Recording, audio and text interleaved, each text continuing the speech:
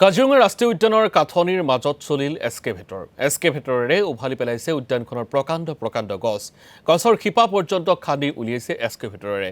প্ৰকৃততে এয়া কাজিৰঙা ৰাষ্ট্ৰীয় উদ্যানৰ গ্ৰাছলেণ্ডৰ প্ৰক্ৰিয়া।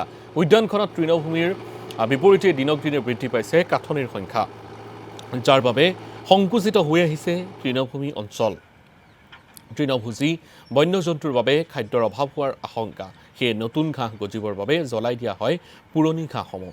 তৃণভূমি সংৰক্ষণৰ বাবে ধ্বংস কৰা হয় কাঠনি বাৰী।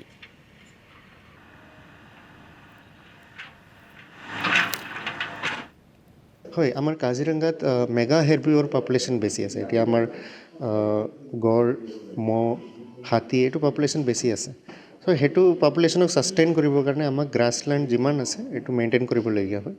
এইটো গ্ৰাছলেণ্ডৰ আমাৰ এটা নেচাৰেল প্ৰচেছ হয়, কিন্তু তাতো এটা মেনেজমেণ্ট ক্ষেত্ৰত এটা প্ৰব্লেম হয়, এইটো শিমলু বাঢ়ি যায় লাহে লাহে। চ' সেইকাৰণে আমি কি কৰোঁ, যেতিয়া শিমলু নেচাৰেল উডলেণ্ডৰ পৰা বাঢ়ি আহে, তেতিয়া গ্ৰাছলেণ্ডক বচাবৰ কাৰণে আমি শিমলু ওলাই দিয়া হ'ব। সেইটো মানে কণ্টিনিউৱাছলি চলি আছে।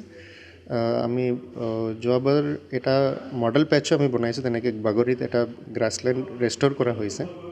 তেতিয়া ভালেমান গ্ৰাছ এতিয়া আহিছে তাত। তেনেকৈ আমাৰ বিভিন্ন যিকোনো এৰিয়াত শিমলু ইয়া অন্য কিবা ইনভেচিভ স্পেচিছ থাকিলে এইটো উঠাই দিয়া অৱস্থা মানে আমি